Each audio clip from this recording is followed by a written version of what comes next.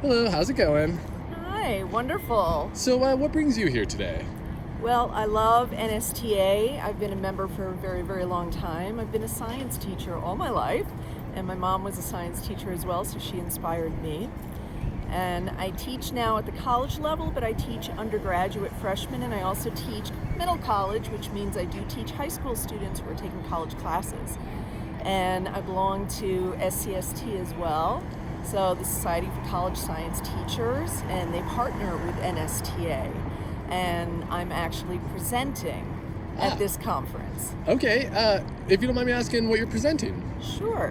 One of the things that we're doing at the school where I teach, National Louis University, is we're really trying to engage students in science in innovative ways. And we teach an environmental biology class that has labs. And one of the things we're doing is partnering with Chicago Botanic Garden, because that's where we're from, is Chicago. Ah, And we're teaching climate change by having students actually collect data for the Chicago Botanic Gardens research. And it's community science. So we're integrating the concept of community science in our science classes to really try and get students to understand the importance of science, the fact that they can become involved in science no matter what they're doing, and how important it really is. And particularly with a topic like climate change, a lot of people talk about faraway places.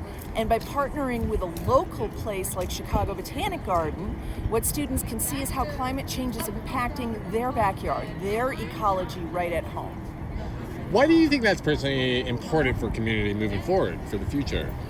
I think it's really important to understand that climate change and climate science affects everybody. And so it's definitely something that we all need to take account of. If your ecosystems change locally, that's going to change lots of things. You're going to see animals, you're going to see plants that are going to change.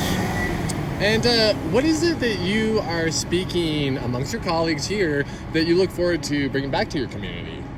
Well, I definitely love a lot of the innovation that's been going on. The keynote speakers, Dr. Brown and Crunch Labs, we're really excited about because a lot of our students are very, very interested. Obviously, YouTube is very big, and we're trying to bring science in an innovative way, and a lot of YouTube videos, short clips, basically like what Mark does with his Crunch Labs, perfect venues for students. So that was of particular importance and something that I'm definitely going to be using personally moving forward in all of my classes. And for someone that isn't familiar with that term, Crunch Labs, could you maybe just summarize or get in detail about that, brief? Sure. Well, Mark used to work for NASA, Ah, and he became a YouTuber, and he really wanted to engage people in science. So he started out with YouTube videos, such as doing some of the glitter bombs.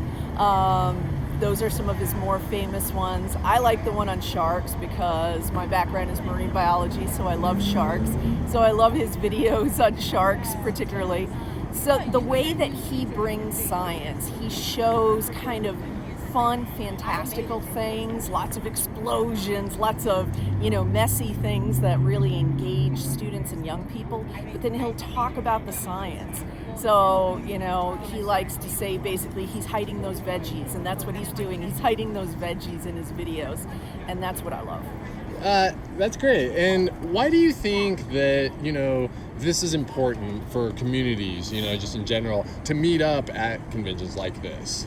I think it's really important that teachers and professionals, no matter what your profession is, from all corners of the world come and connect, because you really find diversity inspires innovation.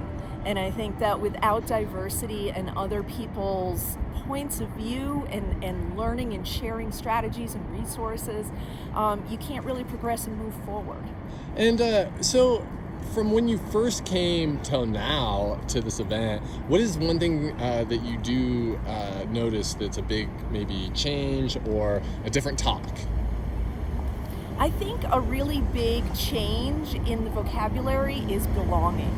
And so I think I've gone to so many different wonderful presentations on how to get students to think that they belong. A lot of students come into science classes and they don't think they can do science, or they haven't been prepared well, so they think they're going to fail at science. They don't think they belong. And that translates into less people going into STEM fields, and we need a lot of STEM professionals. And that's a big concern. So we really need to try and motivate students to really reach for the stars and to believe in themselves and understand that they do belong. They can do science. Anybody can do science. And, just why do you think, if speaking to somebody that doesn't think they belong, what's maybe your message to them? I think my message is that belonging is something that's inward. You have to love yourself and understand that belonging doesn't come from outside people accepting you. It doesn't matter what other people think of you, it matters what you think of yourself. And so belonging, when you're happy with yourself and when you love yourself, is much easier. Thank you so much for your time. I can't appreciate it more. Thank you so much. Well, thank you. I really appreciate it. I wish I Great.